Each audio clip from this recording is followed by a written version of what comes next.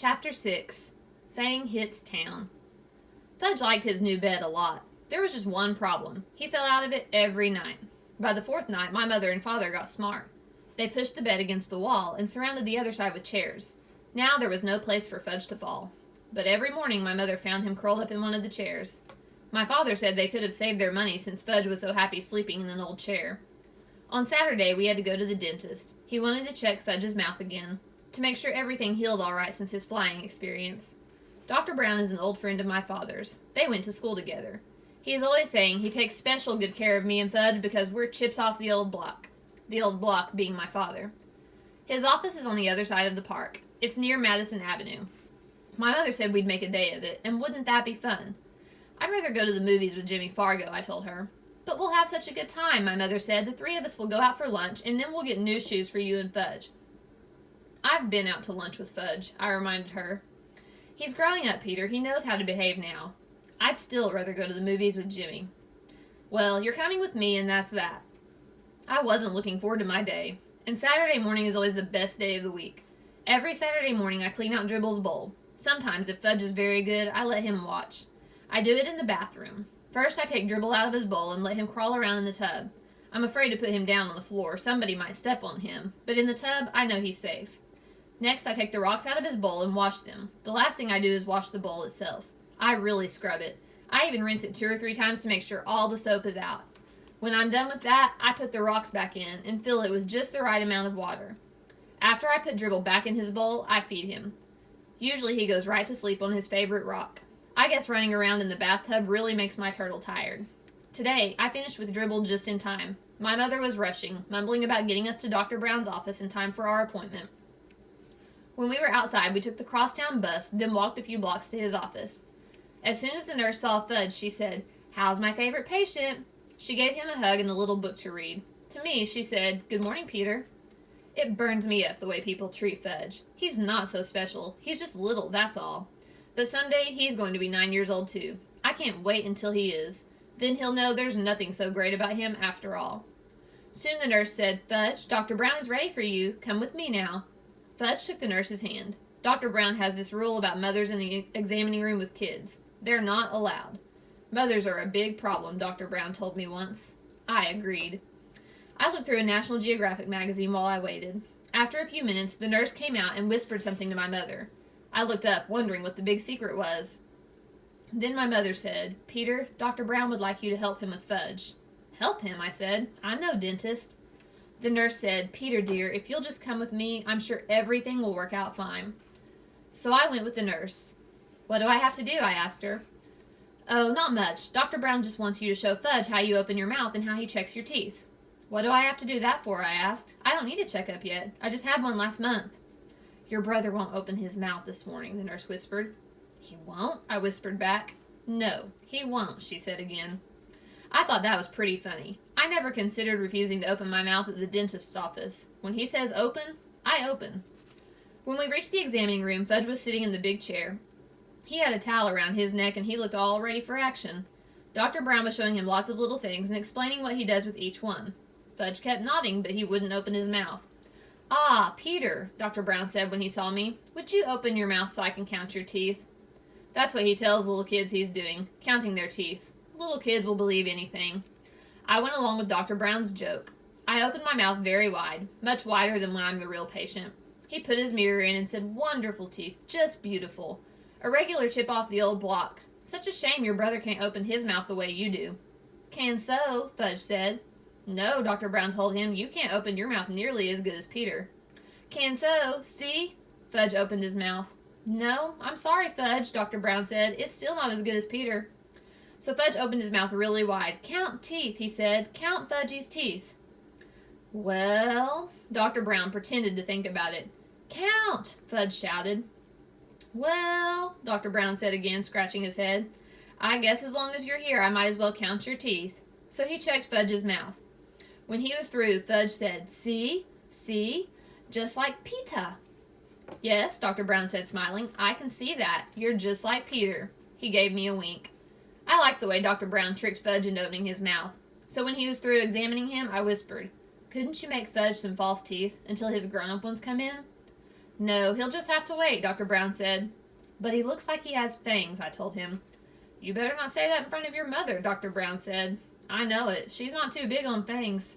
Dr. Brown thanked me for helping him. My mother made another appointment for Fudge. The nurse kissed my brother goodbye, and we left. That wasn't so bad, was it, Peter? My mother said. It could have been worse, I admitted. We headed for Bloomingdale's, where we get our shoes. There are 5 salesmen in the children's shoe department. 2 of them my mother doesn't like. She thinks they don't measure my feet carefully. That all they care about is selling shoes, even if they don't have the right sizes in stock.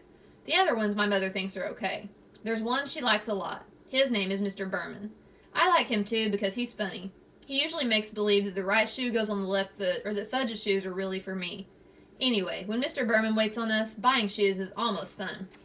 Today, Mr. Berman spotted us right away. He always remembers our name.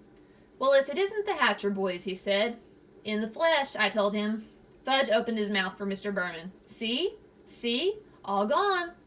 His teeth, my mother explained to Mr. Berman. He knocked out his top 2 front teeth. Well, congratulations, Mr. Berman said. That calls for a celebration. He reached into his jacket pocket and pulled out 2 lollipops. He handed one to me and one to Fudge. Oh, Fudge said, lolly. Mine was root beer flavored. I hate root beer, but I thanked Mr. Berman anyway. I'll save it for after lunch, I told him, handing it to my mother. She put it into her purse. Fudge got a lemon lolly. He ripped off the paper and started sucking right away. Now then, what'll it be, boys? Mr. Berman asked. My mother answered, brown and white saddles for Fudge and loafers for Peter. Okay, Peter, let's see how those feet have grown. I slipped out of my old shoes and stood up. I stuck my left foot into Mr. Berman's foot measure. Then he turned it around and I put my right foot in. That's another reason why my mother thinks Mr. Berman is good at selling shoes. He measures both feet. Some other salesmen only measure one. My mother says feet can be different sizes, even on the same person, and it's important to make sure the size fits the biggest foot. What color loafers, Peter? Mr. Berman asked. Brown, I said, same as my old ones. When Mr. Berman went into the back to look for shoes for me, my mother noticed a hole in the toe of my sock. Oh, Peter, why didn't you tell me you had a hole in your sock?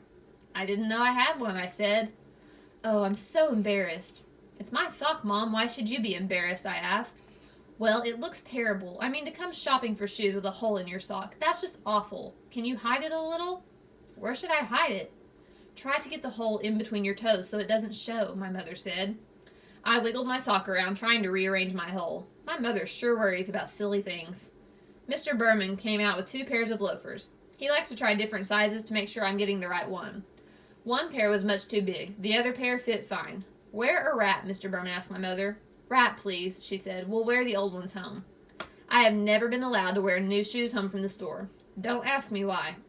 But my mother always has the new pair wrapped up, and I can't wear them until the next day. When I was finished, Mr. Berman untied Fudge's shoes and measured his feet. Brown and white saddle shoes, my mother reminded him. Mr. Berman went into the back and returned with 2 shoe boxes. But when he opened the first box and Fudge saw the saddle shoes, he said, No. No what? My mother asked him. No shoes, Fudge said. He started kicking his feet. Don't be silly, Fudgy. You need new shoes, my mother told him. No, no, no, he hollered. Everybody in the shoe department looked over at us. Here's the perfect size, Mr. Berman told Fudge, holding up one shoe. Wait till you see how nice these new shoes will feel.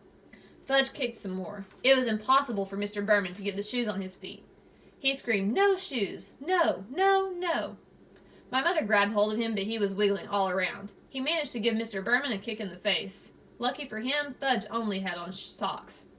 Now look, Fudge, my mother said, you must get new shoes. Your old ones are too small, so what kind do you want? I don't know why my mother bothered to talk to him like he was a regular person, because when Fudge gets himself into a temper tantrum, he doesn't listen to anything. By that time, he had thrown himself onto the floor where he beat his fists against the rug. What kind do you want, Fudge, because we're not leaving here until you have new shoes, my mother said, like she meant it. I figured we'd be there for the rest of the day, or maybe the week. How could my mother have been embarrassed over a little hole in my sock and then act like nothing much was happening when her other son was on the floor yelling and screaming and carrying on? I'm going to count to 3, my mother told Fudge, and then I want you to tell me which shoes you want. Ready? 1, 2, 3. Fudge sat up. Like Pita's, he said. I smiled. I guess the kid really looks up to me.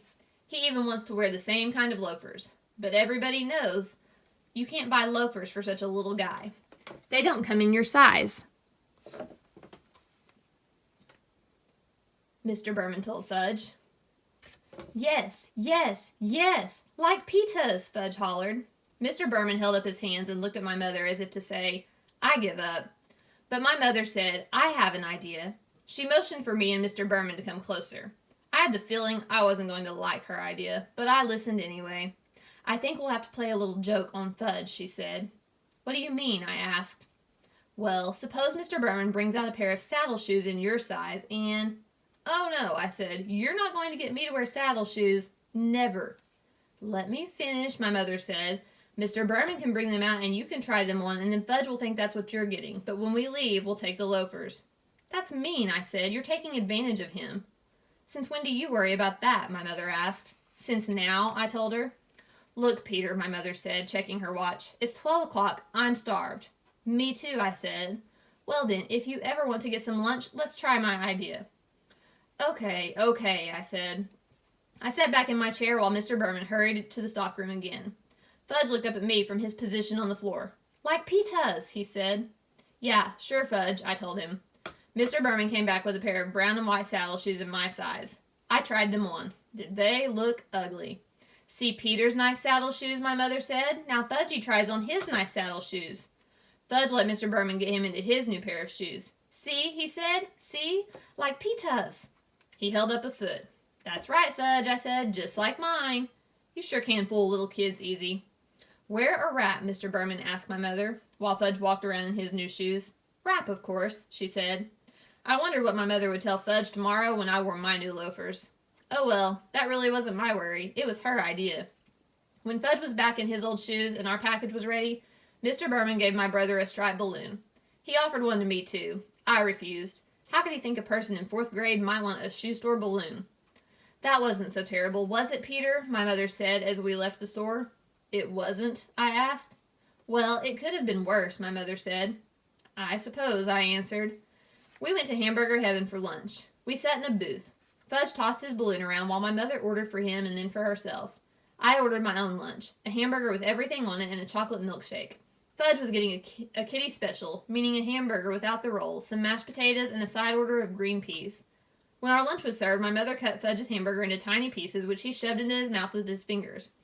Then she handed him a spoon and told him to eat his mashed potatoes. But instead of eating them, he smeared them on the wall. See, he said. I thought you told me he wouldn't behave like that anymore, I said to my mother. Fudgy, that's naughty. You stop it right now, my mother said. But Fudge sang, eat it or wear it, and he dumped the whole dish of peas over his head. I laughed. I couldn't help it. He looked so silly with the peas falling from his hair, and when I eat and laugh at the same time, I choke. So I choked on my pickle, and my mother had to whack me on the back, which gave Fudge another chance to spread mashed potatoes on the wall. That's when the waitress asked my mother, did we want anything else? No, thank you, my mother said. We have more than enough now. She wiped off the wall with her napkin and told Fudge he was very, very naughty. Not me, Fudge said, not me. Yes, you, my mother told him. Why can't you eat like Peter? See how nice Peter eats? Fudge didn't say anything.